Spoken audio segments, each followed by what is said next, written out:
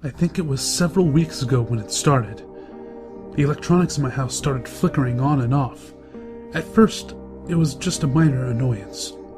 I'd be on the internet and my computer would shut down. Or I'd be cooking something in the oven and it'd turn off halfway through. I called an electrician who said that the wiring in my house was in tip-top shape.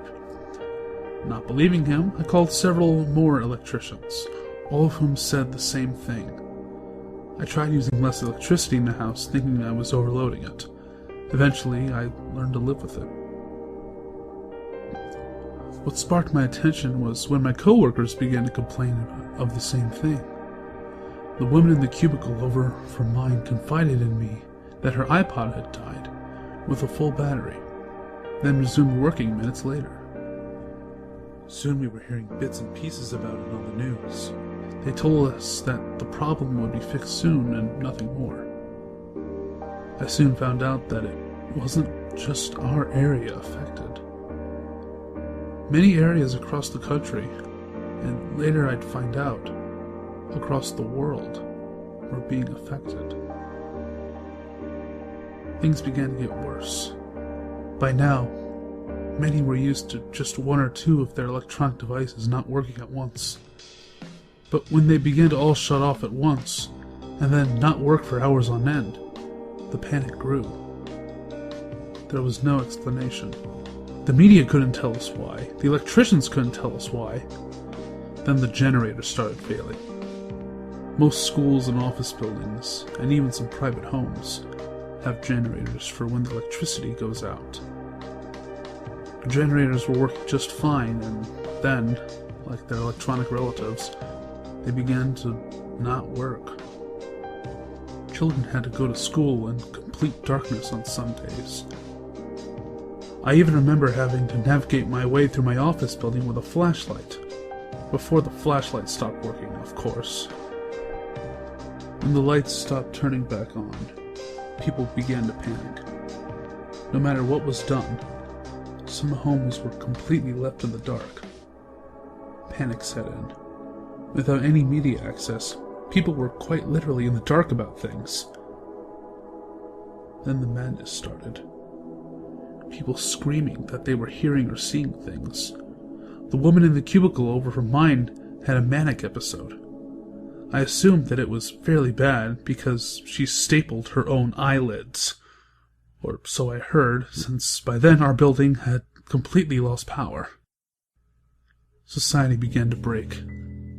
Electronics keep our species in touch, in the light, and entertained. Without these things, we weren't seeing what was happening in the world. I stopped going to work. No one was really going anywhere anymore. People were staying at home, stockpiling food and survival necessities, and taking care of their loved ones who were suffering from delusions. During the day, the only time where there was light now, I saw a man collapse on my lawn. I rushed out to help him, but as soon as I got near him, he started screaming and clawing at the air. Oh God, the lights! We need the lights! Turn them back on, please! I was afraid to approach him. I took a few steps closer until what he had said stunned me. They'll come if we don't have the lights. Come for us all! Man, woman, child, all of us. I felt my hair stand up on end. I'm a rational, church-going man, but the way this man was screaming, the way his eyes looked, I felt that he may not be just suffering from a delusion. I would have asked the man for more, but he collapsed, his heart giving out to another attack. He lay on his face in the light of my lawn. I didn't want to leave him there, but I couldn't call the police, and I'd never see his face in this neighborhood. I ended up dragging him to the police station across town, even though I knew the cops wouldn't be there. By the time I made my way back, the sun was setting, its yellow and orange penumbra stretching over the horizon as night approached. I felt my hair stand on end again as I rushed to my house, slamming the door shut behind me. An hour later, I was almost drifting off to sleep. I didn't do much else these days, when a godless shriek of pure agony ripped the air like a cleaver through steam. A blood-curdling scream, coming from a few houses over. I shot up in bed and bolted to the house. A few others joined me as we waited to see what was wrong. However, no one came to the door. No one cried for help. One of the men who had come to help decided to check it out.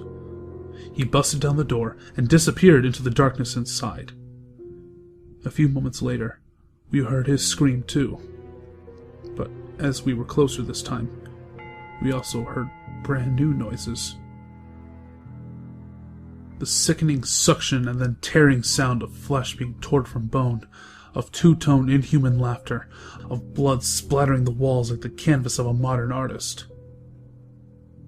My next memory is arriving back home. If I think deeply on it, I remember seeing one of them through one of the house's windows. Just its bright, golden eyes, of course. The being itself was black, matching the darkness it lives in. Of course, it did have those teeth. Oh, God, those teeth! When it smiled at me through that window, I saw them. Shiny and white and sharp, the entrails of innards of its victims, hanging from them like streamers. And now here I am. I've locked myself in my room. Only the moonlight from my yellowed circular window to guide my pen as I write this. The panic outside is audible. They're trying to fight whatever that monster was, but failing. I hear more and more screams, as those who were too brave or too stupid, one part brave, 2 parts fool, to run attack the beast. I'm almost certain that if I looked, I would dry heave. The scent of blood was almost pungent in the air. Even at this height, could they really take pleasure in killing these humans? What kind of monster would enjoy that? More crunching of bones, more blood staining the streets. It's all I've had the pleasure of listening to for the past few hours. I'm surprised I haven't completely lost my goat yet. I've had time to think, too. This is why we're afraid of the dark. These things are the dark. The worst of it.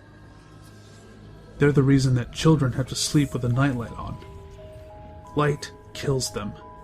That's why they don't attack during the daylight, or whenever there's even the smallest amount of light, even coming from a computer screen. They're careful about appearing to humans, when it's not mealtime, of course. But now I know why everyone's afraid of the dark when they're a kid. I remember now, seeing one of them out of the corner of my eye when I was 5 years old. My mother told me I was just seeing things, that it wasn't real, that it didn't exist. If I can hold out for a few more hours, daylight will come. Maybe help will come. But they won't be able to attack me. I'll be safe. But that probably won't happen, since I can hear them downstairs now. I can hear them as they run through the rooms, searching for their next game, next kill, next feast.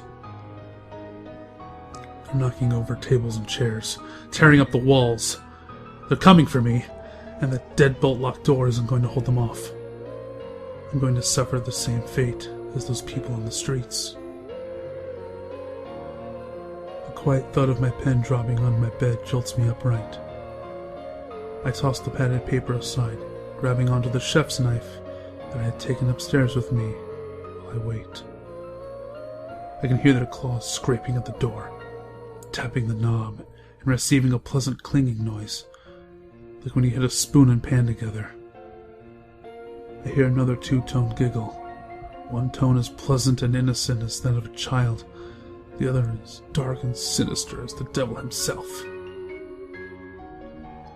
I grip the knife that I had stolen from the kitchen on my way up, clutching it with a sense of false courage. I know that this won't do anything more than the guns did in the street. Absolutely nothing. My knuckles are white, and I know I should be focused on survival. But all I can think about is why? Why did this have to happen? What turned the lights out? Was it just our time as humans to go? Was it just time for our species to end? My thoughts were traveling at a speed I could barely comprehend. And then they all stopped as the horrific creaking noise of my door opening slowly tears through my pseudo-confidence. My eyes meeting one of theirs. I dropped the knife, fingers losing their ability to hold on any longer. They're approaching me, moving slowly, their teeth curled in hideous grins. I fumble for the knife, swinging it wildly as they approach. It moves through their bodies like air. It's funny. The last thing I remember is my mother telling me that they aren't real, that they don't exist, and you can't kill what doesn't exist.